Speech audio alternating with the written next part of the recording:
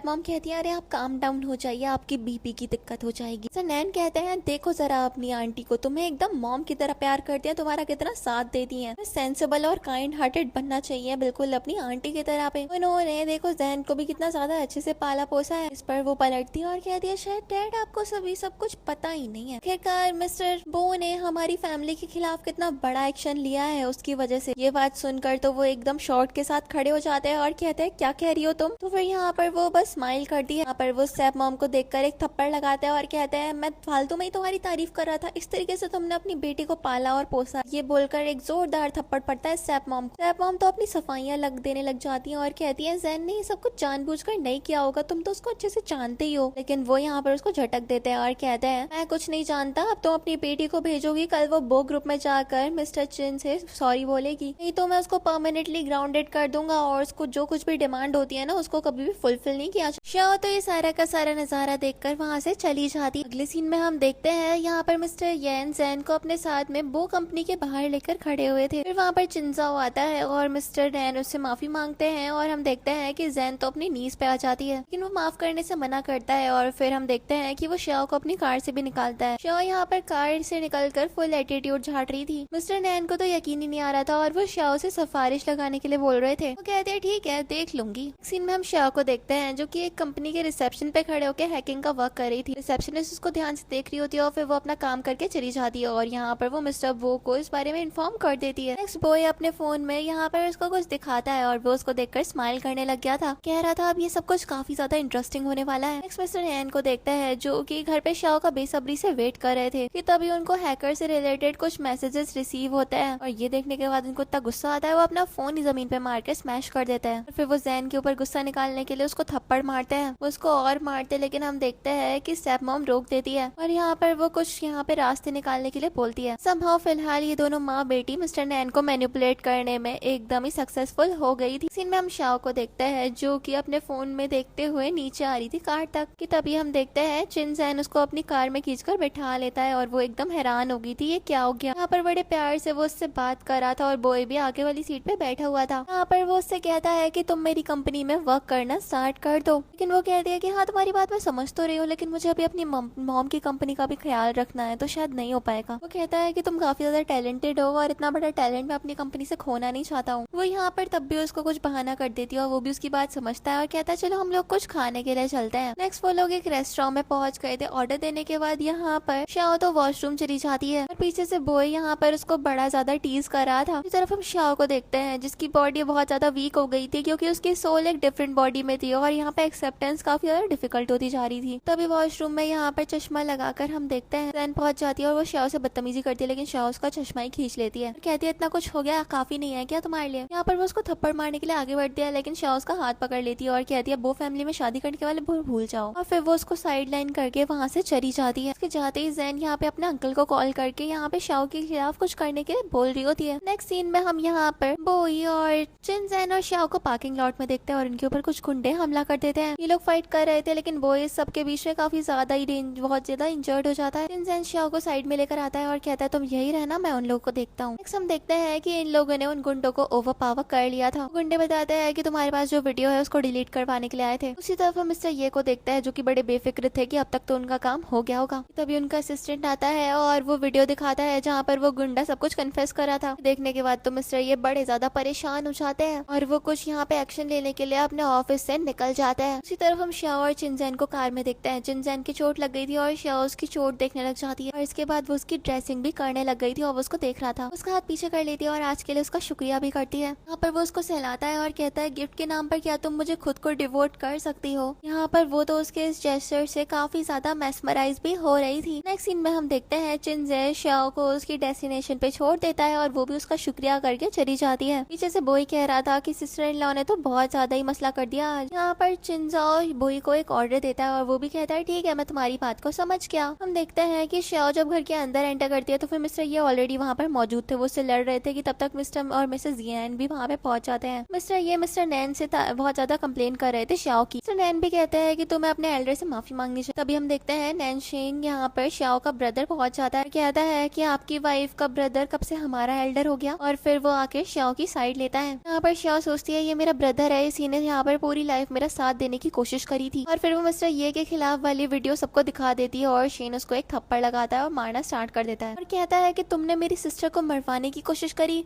Mister नैन उसको रोकने की कोशिश करते हैं। इस पर शेन कहता है डैड आपको कुछ भी नजर नहीं आ रहा क्या। फिर वो श्याओ का हाथ पकड़ता है और उसे अपने साथ घर के बाहर लेकर आ जाता है। वो अपने ब्रदर को देखकर हैरान थी और पूछती है ब्रदर आप वापस कब आए। अभी हम देखते हैं वहाँ पर वो आ जाता है। चिंजैंग कहता है कि तुम्हें तो मेरा शुक्रिया करना चाहिए। वो कहते तुमने मुझे गिफ्ट देने का वादा किया था तो ये था वो गिफ्ट। शेन यहाँ पर इन दोनों की टेंशन को नोटिस करता है और समझ जाता है कि ये दोनों एक दूसरे को पसंद करते हैं। उसके बाद शेन यहाँ पर चिंजाओ को एक पार्टी में इन्वाइट करता है। चिंजाओ भी कहता है मैं वहाँ पर आऊंगा और ये बोलने के बाद वो चला जाता है। नेक्स्ट सीन में हम यहाँ पर श्याओ और फैंग को साथ में देखते हैं। ये दोनों दोस्त साथ में थी कि तभी यहाँ पर एक वेट्रेस 3 लोगों को रोक रही थी और वो 3 लोग थे जैन, उसकी मॉम और उसका फियांसे। फियांसे उस वेट्रेस को साइड में गिरा देता है और फिर यहाँ पर जैन का फियांसे श्याओ को कहता है मैंने बिल्कुल भी एक्सपेक्ट नहीं किया था तुम इतनी खराब निकलो। फैंग भी यहाँ पर उन लोगों से बहस करने लग जाती है और इन लोगों के बीच की बहस तो बढ़ती जा रही थी। फिर हम देखते हैं स्टेप मॉम यहाँ पर श्याओ को सुनाने लग जाती है और इन लोगों के बीच में आर्ग्यूमेंट बढ़ रही थी। स्टेप मॉम श्याओ के ऊपर हमला करने के लिए आती है लेकिन श्याओ यहाँ पर उनको साइड में गिरा देती है, फिर उनका गला दबाने लग जाती है। यहाँ पर तो हम देखते हैं जैन और उसका फियांसे कहते हैं कि इन्हें कुछ मत करना और जैन तो कह रही थी अगर मेरी मॉम को कुछ भी हुआ तो फिर मैं तुम्हें जान से मार दूंगी। जैन का फियांसे कहता है कि आंटी को छोड़ दो, इस तरीके से तुम खुद को ही हर्ट करने के लिए मुझे बहुत ज्यादा प्रोवोक कर रही हो और ये इलीगल भी है और तुम्हें क्राइम भी कर रही हो। श्याओ कहती है कि क्राइम वो तो तुम भी करते हो, कभी करने से पहले तुम लोग तो सोचते नहीं मुझे क्यों इतनी ज्यादा सलाह दे रहे हो। यहाँ पर ये सब कुछ बोलने के बाद वो अपनी स्टेप मॉम को थप्पड़ भी लगाती है और फिर उसका गला और ज्यादा जोर से दबाने लग जाती है और कहती है कि जो इंसान किसी को मार सकता है उसके लिए ये सब कुछ झेलना कोई बड़ी बात नहीं है, हमारी मॉम ये डिजर्व करती है, ये उनका कर्मा है। देखते हैं जैन एक फ्लावर वॉस उठाकर श्याओ के ऊपर हमला करने के लिए आ जाती, लेकिन तब तक वहाँ पे शेन आ गया था और फिर वो जैन का वास तोड़ देता है और उसको भी नीचे गिरा देता है। कहता है मेरी सिस्टर को हर्ट करने के बारे में तो तुम बिल्कुल भूल ही जाओ। फिर तो जैन की मॉम भी उसके पास जाती है और उसका फियांसे भी उसको संभालने लग जाता है। फैंग यहाँ पर कहती है ये लोग तो यही सब कुछ डिजर्व करते हैं। ये बात हम देखते हैं शेन और जैन के फियांसे के बीच में आर्ग्यूमेंट होने लग जाती है। ये सब कुछ चल ही रहा था कि तभी हम देखते हैं चिंजाओ और बोई भी यहाँ पर आ जाते हैं। चिंजाओ तुरंत ही श्याओ के शोल्डर पे हाथ रख लेता है। फिर वो बोई को ऑर्डर देता है कि ये जो इनका फियांसे है ना चिन फैमिली से, इसको तो इस शहर से गायब करवा दो। पर वो कहता है कि तुम्हारा बहुत ज्यादा हो रहा है, तुम सही में मुझे छोड़कर इस लड़की का साथ दे रहे हो, कितना ज्यादा गलत डिसीजन है ये तुम्हारा। लेकिन हम देखते हैं कि यहाँ पर तो चिंजाओ श्याओ को अपने और ज्यादा क्लोज कर लेता है और कहता है कि अब तुम मेरे साथ में ज्यादा मैस करने की कोशिश मत करो, नहीं तो इसके कॉन्सिक्वेंसेस तुमको झेलने पड़ जाएंगे। श्याओ यहाँ पर उसको बस ध्यान से देखे जा रही थी। हम देखते हैं कि जैन का फियांसे उससे कह रहा होता है तुम्हारा बहुत ज्यादा हो रहा है। श्याओ सोच रही थी कि ये पब्लिक में मेरे लिए कितना ज्यादा एम्बिशियस है। वो बीच में आता है और कहता है कि तुम्हें तुम्हारी रियलिटी के बारे में पता नहीं है क्या, तुम वो फैमिली से ज्यादा ना आर्ग्यू करने की कोशिश मत करो, ये तुम्हारे लिए ठीक नहीं होगा। जैन को यहाँ पर वो ले जाता है और कहकर जाता है तुम लोगों ने जो कुछ भी आज मेरे साथ किया है वो तुम लोग बहुत ज्यादा रिग्रेट करोगे। सबके जाने के बाद वो एक क्लैप करता है और कुछ वर्कर्स यहाँ पर गिफ्ट्स लेकर पहुंच जाते हैं। वो बताता है कि मेरे ब्रदर ने ये सब कुछ तुम्हारे लिए प्रिपेयर करा है, लग्जरी ज्वेलरी, लग्जरी कार्स और सब कुछ यहाँ पर लग्जरी है, तुम जहाँ देखोगी वहाँ तुम्हें लग्जरी नजर आएगी। फैंग यहाँ पर श्याओ से कहती है कि वाह मुझे तो लग रहा है कि ये तुम्हारे लिए ब्रॉडल गिफ्ट लेकर आए हैं। और चिंजाओ कहता है कि अब मुझे और कुछ नहीं कहना है, शायद तुम्हें भी नहीं कहना है, तो फिर मैं चलता हूँ यहाँ से। फिर वो बोए के पैर पे रख के कहता है कि तुमसे मैंने क्या कहा था और तुमने क्या करा, और फिर वो चला जाता है। पीछे से बोए कहता है कि इसमें मेरी क्या गलती है और फिर वो उसके पीछे पीछे भागने लग जाता है। तो भी उनके पीछे पीछे भागती है और फिर यहाँ पर वो चिंजाओ को रोकती है। चिंजाओ पूछता है क्या हो गया, और यहाँ पर वो उसको एक परफ्यूम देते हुए कहती है कि ये मैंने अपने हाथों से बनाया है, चाहती हूँ कि तुम इसको ट्राई करके बताओ कि तुम्हें ये कैसा लगा। यहाँ पर वो उस परफ्यूम को खोलता है और एटमॉस्फेयर में स्मेल करता है और उस परफ्यूम में उसको क्या क्या नोट मिले उसके बारे में बताने लग जाता है। पूछता है कि जैसा ये परफ्यूम है वैसे ही टाइप का पर्सन भी हूँ मैं तुम्हारी नजरों में। तो फिर यहाँ पर वो भी इसके बारे में डीपली बताने लग जाती है और फिर हम देखते हैं कि चिंजाओ श्याओ के क्लोज आ जाता है, उसको किस करता है लेकिन वो उसको रोक देती है और कहती है ऑल्दो हम लोगों ने पहले किस तो करा है बट आई थिंक इस इनिशिएटिव का तुम्हें फायदा नहीं उठाना चाहिए और शायद हम लोग एक दूसरे के और ज्यादा क्लोज नहीं हो सकते। पर वो उससे कहता है कि तुम पहले थी जिसने मुझे प्रवोक करा था, तुम ऐसा क्यों कर रही हो। फिर वो कहती है कि हाँ मैंने तुम्हें पहले एडवांटेज उठाने की कोशिश करी थी लेकिन वो गोल मैंने अचीव कर लिया है, है, जो कुछ भी मैंने तुम्हारे साथ करा उसके लिए मुझे काफी ज्यादा रिग्रेट होता है और तुम्हारा प्रपोजल मैं एक्सेप्ट नहीं कर सकती, तो फिर आई एम सो सॉरी। यहाँ पर जिनजो को बुरा लगता है और वो उससे एक कदम पीछे हो जाता है और कहता है कि तुम्हारा इनिशियल रीजन था क्या जो तुमने मुझे अप्रोच करा था, तुम्हें वो चीज मुझे एडमिट करनी ही पड़ेगी, नहीं तो मैं तुम्हें कभी भी माफ नहीं करूंगा। और फिर ये बोलकर वो गुस्से से वहाँ से चला जाता है। पीछे से श्याओ उसको देख रही थी जाते हुए, देख पाते हैं कि उसकी तबीयत इस नई बॉडी में काफी ज्यादा खराब हो रही थी। वो सोच रही थी उसे जल्द से जल्द अपने सारे काम करके अपनी बॉडी में वापस जाना चाहिए। उसके बाद हम देखते हैं उन लोगों के जाने के बाद शेन श्याओ के पास में आ जाता है और उससे पूछता है क्या चल रहा था ये सब। वो यहाँ पर उसको संभालता है और कहता है कि अब तुम्हारे साथ इंजस्टिस नहीं होगी। वो अपनी सिस्टर को कोट पहनाकर वहाँ से ले जाता है। नेक्स्ट सीन में हम देखते हैं यहाँ पर श्याओ और शेन मिस्टर चिन के पास में गए थे और वो लोग पूरी स्ट्रेटेजी के साथ में आए थे, जिस तरीके से वो जैन के फियांसे जो कि चिन फैमिली का ही सन है उसको फैमिली से किक आउट करवा सके। मिस्टर चिन भी यहाँ पर ये सब कुछ समझ जाता है और कहता है ठीक है मैं तुम्हारी बात को अग्री करता हूँ। दूसरी तरफ हम देखते हैं ये सारी इन्फॉर्मेशन यहाँ पर चिनजाओ का असिस्टेंट भी उसको प्रोवाइड करवा देता है, लेकिन फिर वहाँ पे बोया आता है और उसको एक बैड न्यूज देता है। दूसरी तरफ हम शेन और श्याओ को देखते हैं जो कि आगे के बारे में प्लानिंग वगैरह कर रहे होते हैं। उसके बाद उनको उनके डैड की कॉल आती है। शेन तो वो कॉल कट करने वाला था, लेकिन श्याओ उसको कॉल उठा लेती है और कहती है मेरे ऊपर भरोसा रखो। फिर हम देखते हैं कि श्याओ डैड की शेन से बात करवाती है। वो भी कहता है कि अगर आप श्याओ को हर्ट नहीं करोगे तो फिर मैं आपकी मदद करने के लिए तैयार हूँ। पर वो भी कहता है कि हाँ तुम बिल्कुल सही पाथवे पर चल रहे हो। स्टेप मॉम भी ये सब कुछ बड़े ध्यान से सुन रही होती है। नेक्स्ट हम देखते हैं जैसे उन लोगों ने अपनी कार को आगे बढ़वाया तो फिर एक बूढ़ी औरत का उनकी कार से एक्सीडेंट हो गया। लोग रश करके उसको हॉस्पिटल ले जाते हैं, पर ऑपरेशन चल रहा होता है कि तभी हम देखते हैं बॉय और चिनजैन भी वहाँ पे पहुंच जाते हैं। चिनजैन श्याओ को देखकर पूछता है कि तुम यहाँ पर क्या कर रही हो और फिर वो ओटी देखने लग जाता है। श्याओ सोचती है कि शायद वो चिनजैन की ग्रैंड माँ है। डॉक्टर बाहर आता है और बताते हैं कि कंडीशन अभी भी अनस्टेबल है। तभी हम देखते हैं वहाँ पर जैन भी अपने यहाँ पे बॉयफ्रेंड के साथ में पहुंच जाती है। प्रेग्नेंट है और अपने चेकअप के लिए आई थी। वो श्याओ को सुनाने लग जाती है और चिनजैन के सामने कहती है तुम्हारी ग्रैंड माँ की ये हालत हो गई। चिनजैन पहले श्याओ को देखता है, लेकिन फिर वो जैन को ही सुना देता है कि मेरे फैमिली मैटर में तुम्हें ज्यादा पढ़ने की जरूरत है नहीं। इस पर वो बोलने लग जाती है, लेकिन शेन उसे निकालने की कोशिश करता है वहाँ से। फिर चिनजैन ही उन दोनों को सुनाकर वहाँ से निकाल देता है। उसके बाद बॉय और चिनजैन के बीच में बात होती है और फिर चिनजैन श्याओ से कहता है कि मैं तुम्हारे ऊपर भरोसा करता हूँ। फिर उसको ओटी में ले जाया गया था। डॉक्टर कह रहे थे कि आप ऐसे किसी के हाथ में अपनी ग्रैंड माँ की जान कैसे दे सकते हो। फिर वो पास का सीन याद करता है जहाँ पर डॉक्टर ने कहा था जिसने आपकी मदद करी है वो बहुत ज्यादा ही अनबिलीवेबली बहुत ज्यादा स्किल्ड है। यहाँ पर वो ये सब कुछ याद कर रहा था क्योंकि श्याओ ने उसकी मदद करी थी। हम देखते हैं श्याओ ओटी से बाहर आती है और ग्रैंड माँ की तबियत भी काफी ज्यादा बेटर हो गई थी। फिर चिनजैन श्याओ से के बारे में पूछता है तो फिर वो डॉक्टर बताती है कि वो ऑपरेशन करके थक गई और फिर वो सो रही है। चिनजैन श्याओ के पास जाकर उसको सहलाता है और फिर उसको उठाकर ले जाता है। नेक्स्ट हम बॉय और चिनजैन को देखते हैं जो कि डिस्कस कर रहे होते हैं कि आगे इन लोगों को क्या करना है। इन लोगों के बीच में नॉर्मल टीजिंग भी चलती रहती है। नेक्स्ट हम देखते हैं चिनजैन श्याओ के पास जाता है और वो भी उसको देखकर अपने होश में आकर उठ जाती है। वो उससे पूछता है मैं तुम्हारा शुक्रिया कैसे कर सकता हूँ। वो उसका हाथ पकड़कर उससे क्लोज होने लग जाता है, लेकिन वो कहती है कि तुम मुझे 2 चीजों का वादा करो। उसकी पहली चीज ये थी कि वो उसको लाइक करना बंद कर दे, पर वो कहता है इम्पॉसिबल और उसको किस कर देता है, उसे दूर करती है। और वो कहता है कि देखो तुम किसी की फीलिंग्स पे ऐसे रोक नहीं लगा सकती हो, तुम्हें मुझे एक्सेप्ट करना ही होगा। वो लोग बात कर ही रहे थे कि तभी वहाँ पर शेन भी आ जाता है और अपनी सिस्टर का हाल चाल पूछता है और श्याओ कहती है अब हमें यहाँ से चलना चाहिए। उसके बाद श्याओ शेन को लेकर चली जाती है और शेन भी चिनजैन को बाय बोल के चला जाता है। जाने के बाद चिनजैन बोल रहा था मैं गिव अप नहीं करूंगा। इस बीच उसकी ग्रैंड माँ भी अपने होश में आ जाती है और वो सोच रही थी शायद मेरे एल्डेस्ट ग्रैंड सन ने फिगर आउट कर ही लिया, इतने सालों से सिंगल है, अब फाइनली अब अपनी लाइफ पार्टनर के साथ रह पाएगा। सीन में हम यहाँ पर श्याओ और शेन को देखते हैं। यहाँ पर ये लोग बिजनेस वगैरह की बातें आपस में कर रहे थे और वो बताती है कि उसी ने वो सब कुछ हैक भी किया था, वो एक काफी बढ़िया हैकर भी है। शेन तो यहाँ पर अपना सर खुजाता रह जाता है और फिर वो श्याओ के ऊपर फिंगर पॉइंट करके कहता है तुम इतनी ज्यादा इम्प्रेसिव हो कैसे सकती हो। तो फिर वो कहती है कि हाँ वो अचानक से काफी ज्यादा माहिर हो गई है हर चीज में। हम देखते हैं वो दोनों साथ में थे कि तभी एक आदमी उसे टकरा जाता है और श्याओ को उस आदमी से काफी ज्यादा सस्पिशियस फीलिंग आती है। कोई एक मैसेज भी तुरंत ही रिसीव हुआ था और उसको और ज्यादा सस्पिशियस लगने लग जाता है। नेक्स्ट हम देखते हैं मॉर्निंग में श्याओ उठकर अपने ब्रदर के साथ ब्रेकफास्ट करने के लिए आती है।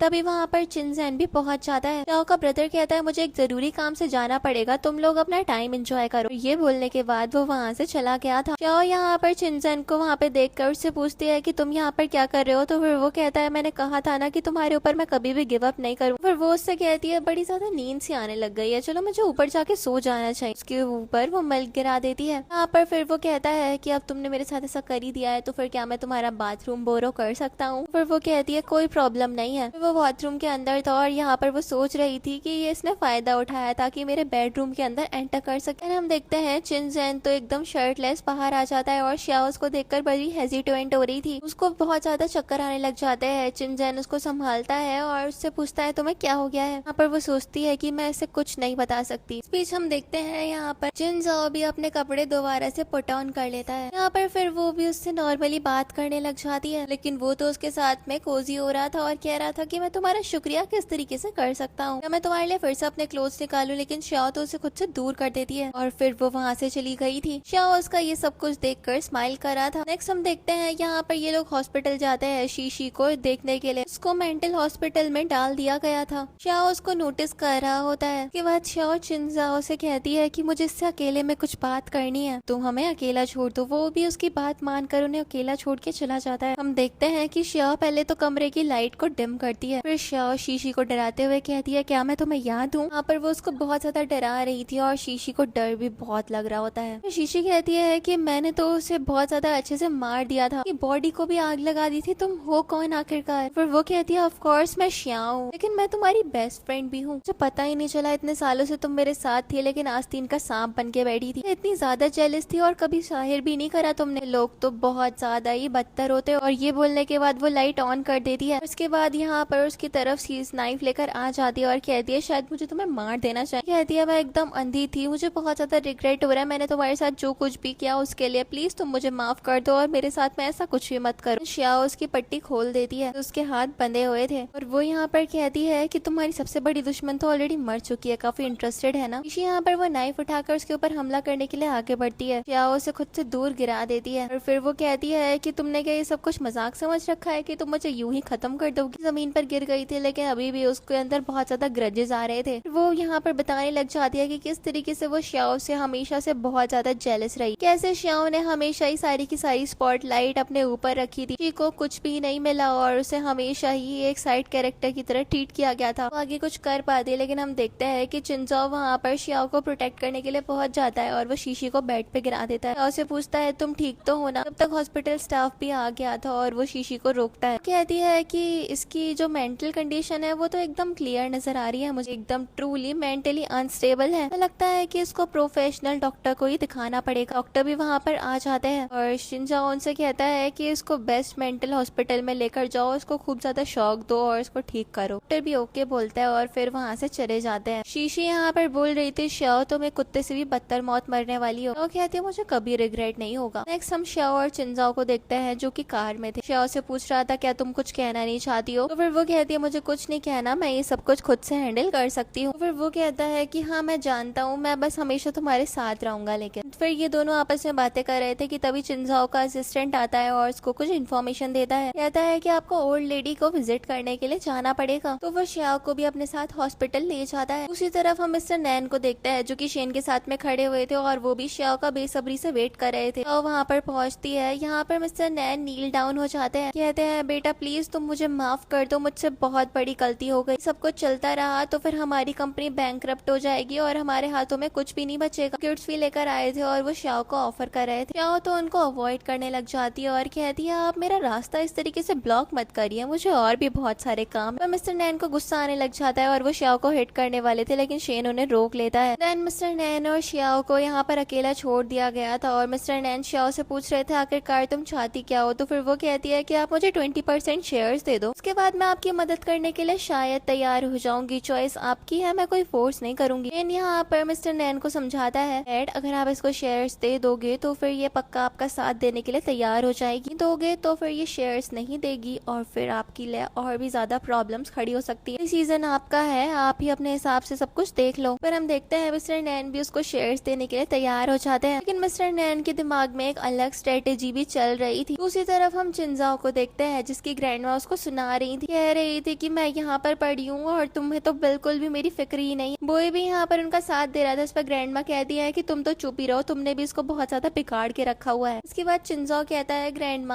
आप अपना अच्छे से ख्याल रखो, मैं 30 से पहले शादी नहीं करने वाला हूँ और सब कुछ आपके ऊपर ही डिपेंड करता है। ये सारी बातें कर ही रहे थे और फिर हम देखते हैं कि श्याओ को मिलवाने के लिए चिनजाओ ले आता है अपनी ग्रैंडमा के पास में, उसका इंट्रो देता है और उसके बारे में बताते हुए कहता है कि इसी ने आपका ऑपरेशन करा था और आप इतनी ज्यादा बेटर कंडीशन में आ गई। श्याओ को देखकर बहुत ज्यादा खुश थी और वो उससे मिलकर फूल ही नहीं संभाली थी। फिर वो अपना ब्रेसलेट निकाल कर उसको पहना देती है और कहती है कि तुम हमारी फैमिली की एक बहुत ज्यादा इंपॉर्टेंट मेंबर बन सकती हो। शाओ मना करती है उसे एक्सेप्ट करने से, लेकिन वो कहती है कि अगर तुम इसको एक्सेप्ट नहीं करोगी तो फिर मुझे बहुत ज्यादा बुरा लगेगा। नॉर्मल चीज नहीं है, ये एक हमारा जेस्चर है जो कि हम तुम्हें शो कर रहे हैं। शाओ भी फिर उसको एक्सेप्ट कर लेती है। देन हम देखते हैं कि वो चिनजाओ के साथ में लिफ्ट में थी। वो उससे ग्रैंड माँ के ही हीलिंग के बारे में बात कर रही होती है। इस बीच यहाँ पर बोई और शेन भी पहुंच जाते हैं और फिर ये लोग यहाँ पर शाओ को शॉपिंग के लिए ले जाते हैं। फैंग भी वहाँ पर होती है और शाओ को एक ड्रेस देकर ट्राई करने के लिए बोल देती है। फैंग फिर शेन को नोटिस करती है, उसके अपीयरेंस से उसमें कुछ कमी नजर आती है। शेन कहता है कोई बात नहीं, लेकिन फैंग उसको यहाँ पर ड्रेसअप के लिए ले जाती है। चिन जैंग और बोई ये सब कुछ देखकर काफी ज्यादा हंस रहे थे। शाओ को देखते हैं जो कि ड्रेस को जिप अप नहीं कर पा रही थी और वो फैंग को आवाज देती है कि मुझे जिप अप करने में हेल्प कर दो। यहाँ पर फैंग तो थी नहीं, वो ये सब कुछ देखकर स्माइल कर रहा होता है। शाओ सोचती है कि वो इस जिप को कैसे अप करेगी और फिर हम देखते हैं कि वहाँ पर चिनजाओ आ जाता है और वही शाओ की मदद कर देता है, लेकिन शाओ को इस बारे में पता नहीं होता। और फिर यहाँ पर वो कुछ बोलता है तो फिर वो रियलाइज कर पाती है कि असल में चिनजाओ यहाँ पर आया है। तो यहाँ पर उसको सॉरी बोलती है कि उसे आना पड़ा। यहाँ पर वो बाहर जाने वाला था, लेकिन उसको रियलाइज होता है कि उसका ब्रदर और फैंग वहाँ पे आ गए हैं। तो फिर वो चिनजाओ को वहीं पर रोक लेती है कि उसके साथ में उसको ऐसे कोई देख ना ले। और फिर शाओ फैंग से कहती है कि तुम लोग वेट करो, मुझे थोड़ा टाइम लग जाएगा। और फिर वो यहाँ पर चिनजाओ से पूछती है कि तुम ठीक तो हो ना। फिर चिनजाओ उसके क्लोज आता है और उससे पूछता है तुम्हें मेरे लिए सॉरी फील हो रहा है। तो फिर वो मना करती है, लेकिन दोबारा से उसको डिजी फील होने लग जाता है। चिनजाओ उसको संभाल रहा था और वो उससे पूछता है कि तुम्हें इतना ज्यादा अनस्टेबल कैसे फील होता है, मुझे ऐसा फील हो रहा है कि तुम कोई रॉन्ग मेडिसिन वगैरह तो नहीं ले रही हो। तो फिर वो कहती है कुछ नहीं, बस ऐसे ही नॉर्मल है ये सब कुछ, चलो मैं बाहर चली जाती हूँ। कहता है ठीक है तुम जाओ, मैं यहीं पर तुम्हारा वेट करता हूँ। उसके बाद हम देखते हैं वो बाहर आती है।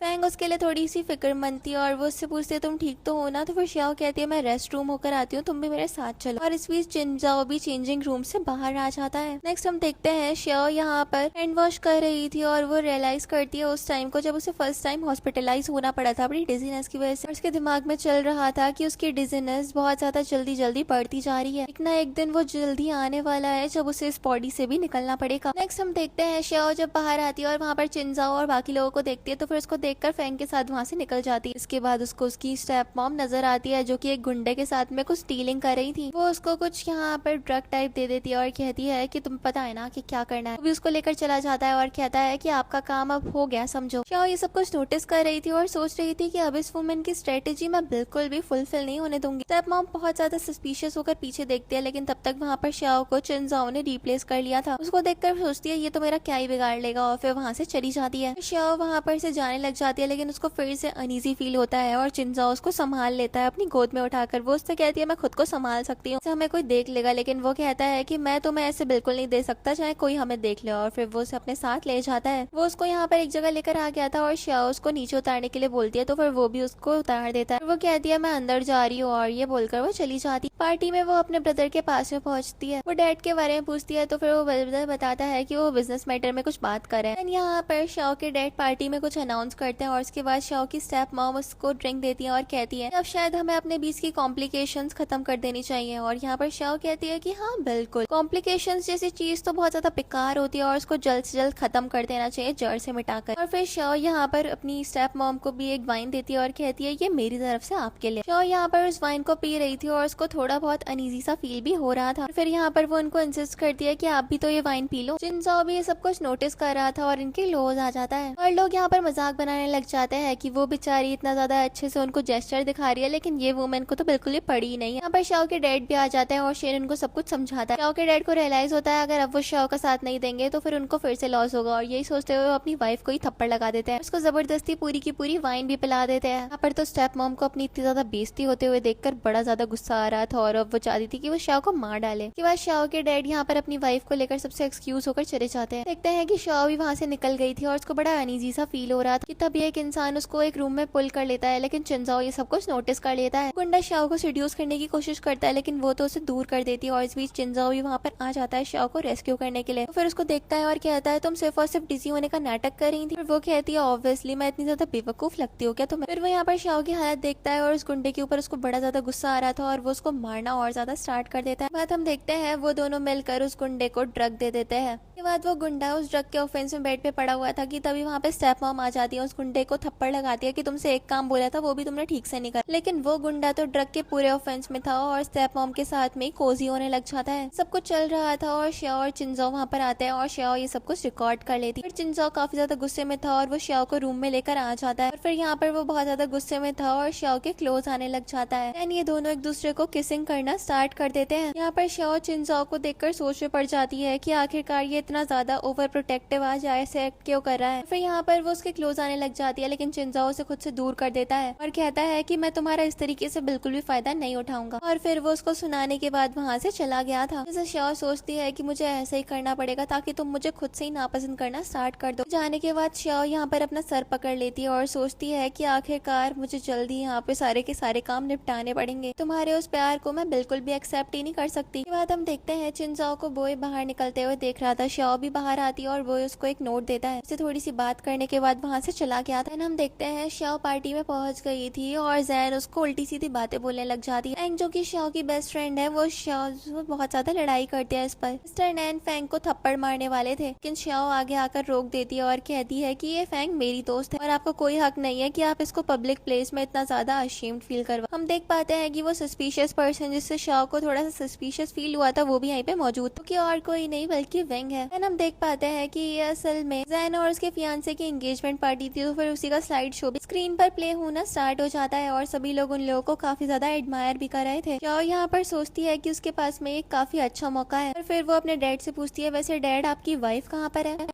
सारा स्लाइड शो चल ही रहा था कि तभी स्क्रीन पे वो वीडियो प्ले होने लग जाती है जहाँ पर स्टेप मॉम उस गुंडे के साथ बेड पर थी। लोग देखकर पूरे परिवार का मजाक बनाने लग जाते हैं और यहाँ पर तो मिस्टर नैन मिसेस यैन को ढूंढने के लिए पहुंच गए थे। बाकी के गेस्ट भी चले जाते हैं लेकिन हम देखते हैं श्याओ को एक लड़के पे शक था, वो उसके पीछे जाती है। हर आकर वो उसको चाकू के पॉइंट पे लेता है लेकिन वो उसको खुद से यहाँ पे नाइफ के पॉइंट पे ले लेती है। यहाँ पर और लोग आ जाते हैं और वो लड़का भाग जाता है। चिंजाओ श्याओ को रोकता है लेकिन इस बीच उसको चोट लग जाती है और वो उसको हक कर लेती है। अपनी फीलिंग्स उसके लिए कन्फेस करता है लेकिन हम देखते हैं वो उसकी गर्दन पे मारकर उसको बेहोश कर देती है। जाने के बाद वो अपने होश में आ गया था और कहता है हमें चलना चाहिए। नेक्स्ट हम देखते हैं श्याओ यहाँ पर चिंजाओ की ग्रैंड मॉम के पास में आती है। वो बहाना करके उनको वो ब्रेसलेट वापस करके चली जाती है। सबके बारे में ग्रैंड माँ उसको इन्फॉर्म करती है और वो कहता है क्या फर्क पड़ता है, वो तो मुझे लाइक ही नहीं करती। लेकिन ग्रैंड माँ उसको डांटती है और कहती है तुम ऐसे गिव अप मत करो। नेक्स्ट हम देखते हैं चिंजाओ के पास में बोया आता है और उसको एक रिपोर्ट देता है। वो लोग एक पार्टी में पहुंच जाते हैं जहाँ पर श्याओ ऑलरेडी मौजूद थी और बोय उसको कन्फ्रंट करता है और उसको लेकर आता है। पर श्याओ जैसे ही चिंजाओ को देखती है वो उसको अवॉइड करके जाने लग जाती है लेकिन हम देखते हैं कि चिंजाओ की तबीयत वहाँ पर खराब हो गई थी। यहाँ पर वो नीडल थेरेपी कर उसको वेकअप करती है और उसको डांटती है कि तुम्हें इतनी ज्यादा ड्रिंक नहीं करनी चाहिए। फिर ये दोनों एक दूसरे को अपनी फीलिंग्स कन्फेस करते हैं और एक दूसरे को किस भी करते हैं। तो ये सब कुछ नोटिस कर रहा था और सोच रहा था कि इन दोनों के बीच में क्या है समझ ही नहीं आता। और नेक्स्ट हम देखते हैं चिंजाओ को वो लोग हॉस्पिटल ले गए थे। बाद हम देखते हैं वो यहाँ पे श्याओ को भी वही रिपोर्ट दिखाता है जो कि उसने पहले चिंजाओ को दिखाई थी। देखकर एकदम हैरान हो जाती है और उसके बाद उसने एक कॉल लगाई थी। यहाँ पर श्याओ बॉय से कहती है कि चिंजाओ का अच्छे से ख्याल रखना और ये बोलने के बाद वो चली गई थी। जाने के बाद हम देखते हैं कि चिंजाओ भी अपने होश में आ जाता है और बॉय उसको संभालता है। चिंजाओ श्याओ के बारे में पूछता है तो फिर बॉय बताता है वो चली गई और वो उसके पीछे जाने लगता है लेकिन बॉय उसको रोक लेता है और कहता है कि शायद उसके काफी ज्यादा डिफरेंट इरादे हैं। इसी तरफ हम चिंजाओ को देखते हैं जो कि यहाँ पर विंग और शिन के पास में पहुंच गई थी। यहाँ पर शी तो विंग को देखकर श्याओ की बहुत ज्यादा कंप्लेन करने लग जाती है और कहती है इसने मेरी जिंदगी बर्बाद कर दी, मार डालो उसको। लेकिन श्याओ यहाँ पर विंग से कहती है कि तुम्हें तो इतने ज्यादा नॉलेज नहीं थी ना, तुम ऐसा कैसे कर सकते हो, दूसरी बार ये गलती मत करो। इस पर विंग कहता है कि शी मेरे चाइल्ड के साथ में प्रेग्नेंट है, मैं इसको ऐसे नहीं छोड़ सकता। उसको सुनाती है कि मैंने हमेशा तुम्हें इतना ज्यादा ट्रस्ट करके रखा लेकिन तुमने मुझे सिर्फ और सिर्फ धोखा दिया। उसी तरफ हम एक नर्स को देखते हैं जो कि गार्ड से कहती है मुझे अंदर जाना है। तो फिर वो गार्ड कहता है कि ऐसी कोई भी अंदर नहीं जा सकता, ये VIP वार्ड है। लेकिन वो नर्स तो उस गार्ड को बेहोश करके वहाँ पर केरोसिन छिड़क के वहाँ पे आग लगा देती है क्योंकि वो तो स्टेप मॉम थी। देख पाते हैं कि वो गार्ड किसी को कॉल करके इस बारे में इन्फॉर्म कर देता है और वो था चिंजाओ। उसी तरफ हम देखते हैं यहाँ पर श्याओ शी और विंग के साथ में उस रूम के बाहर बहुत ज्यादा परेशान थी। उस रूम के अंदर आग लग रही थी। शी हंसने लग जाती है और कहती है कि अब तुम मर जाओगी। विंग कहता है बेवकूफ, हम भी तो मर जाएंगे। और यहाँ पर विंग की आंखें खोलती है और कहती है शीशी सिर्फ और सिर्फ तुम्हें अंधेरे में रख रही है, कोई प्रेग्नेंट नहीं है। शीशी कहती है कम से कम हम दोनों तो साथ में रह सकते हैं ना विंग। और फिर वो श्याओ के ऊपर हमला करने के लिए आगे बढ़ती है लेकिन विंग ही शीशी के ऊपर यहाँ पर हमला कर देता है, फिर वो मर जाती है। विंग ने यहाँ पर अपनी लवर को मार दिया था लेकिन उसके पास में कोई और ऑप्शन भी नहीं रह गया था। उसके लिए बहुत ज्यादा होता है और उसके बाद वो नाइफ से खुद को भी स्टैब कर लेता है। शाओ को यहाँ पर ये सब कुछ देखकर बुरा लग रहा था, लेकिन वो भी काफी ज्यादा कमजोर थी और धुएं से ही बेहोश हो जाती है। उसी तरफ हम स्टेप मॉम को देखते हैं जो कि घर पहुंच गई थी और सोच रही थी अब इस बूढ़े आदमी का बहुत ज्यादा अच्छे से इंतजाम करना है। हम देख पाते हैं स्टेप मॉम ने यहाँ पर बेड के पास में एक लड़की को भेजा था जो कि उसके क्लोज आए और उसको जहर दे दे और वो लड़की भी कामयाब हो जाती है। स्टेप मॉम आती है और यहाँ पर कहती है कि अब तो तुम लोग अच्छे से बर्बाद हो चुके हो। उसके बाद यहाँ पर वो डैड की बॉडी में से यहाँ पर उसके फिंगरप्रिंट कुछ डॉक्यूमेंट्स पे ले लेती है और कहती है कि अब तो नैन ग्रुप मुझे बिलोंग करेगा। सब कुछ चल ही रहा था कि तभी हम देखते हैं वहाँ पर शेन आ जाता है। वो कहता है कि तुम्हारे खिलाफ हमारे पास प्रूफ है और फिर वो उन डॉक्यूमेंट्स को भी फाड़ देता है और फिर उसको कुछ लोग पकड़ के ले जाते हैं। फिर शेन यहाँ पर अपने डैड की बॉडी को देखता है और सोचता है फाइनली उसने अपनी मॉम का रिवेंज ले ही लिया। पास्ट में पता चलता है कि उसे पता चल गया था कि उसकी मॉम की मौत का कारण असल में उसके खुद के डैड ही थे। फिर हम चिनजाओ को देखते हैं जो कि असल में चाओ के पास में उसका हाथ पकड़ कर बैठा होता है, कह रहा था कि बस तुम होश में आ जाओ फिर हम दोनों साथ में बहुत ज्यादा खुश रहेंगे। चाओ को देखते हैं जो कि सपने में वही देख रही थी कि किस तरीके से उसके सामने विंग की डेथ हो गई और वो एकदम से उठ जाती है। चिनजाओ श्याओ को होश में देखकर बहुत ज्यादा खुश होता है और उसके पास आ जाता है और श्याओ भी उसके चीक्स पे किस कर देती है। यहाँ पर श्याओ को भी रियलाइज होता है शायद वो चिनजाओ के बिना नहीं रह पाएगी और फिर वो उसको किस करती है। हम देखते हैं चिनजाओ यहाँ पर श्याओ को अपनी फैमिली से मिलवाने के लिए ले आता है। ग्रैंड माँ तो उसको ऑलरेडी काफी ज्यादा पसंद करती थी और उसे अपने पास बैठा लेती है। पूरा का पूरा परिवार ही यहाँ पर साथ में काफी ज्यादा अच्छे से समय बिताता है। तो श्याओ अपनी रियलिटी के बारे में सारे के सारे परिवार वालों को बता देती है। शेन को ये जानने के बाद बुरा लगता है और फिर हम देखते हैं श्याओ चिनजाओ के साथ में बाहर आती है और वो रिंग दिखाकर उसको शादी के लिए प्रपोज करता है। वो भी उसका प्रपोजल एक्सेप्ट कर लेती है और वो उसके फिंगर में रिंग पहना देता है एंड ये दोनों एक दूसरे को हक करते हैं। नेक्स्ट हम देखते हैं यहाँ पर श्याओ बेड पर बैठी हुई थी और चिनजाओ उसके पास आता है। फिर हम देखते हैं ये दोनों एक दूसरे से कोजी कोजी बातें करते हुए एक दूसरे के बहुत ज्यादा क्लोज आ जाते हैं। नेक्स्ट सीन हम श्याओ और चिनजाओ की शादी का देखते हैं जहाँ पर सभी लोग मौजूद थे, वो वेल विश दे रहे थे। शेन भी यहाँ पर था और वो श्याओ को अपनी सिस्टर के तौर पे एक्सेप्ट कर चुका था। चिनजाओ से कहता है कि मेरी बहन का अच्छे से ख्याल रखना। हम देखते हैं श्याओ और चिनजाओ की शादी हो जाती है। यहाँ पर इसी सीन के साथ इस ड्रामा की हैप्पी एंडिंग हो जाती है। Thanks for watching.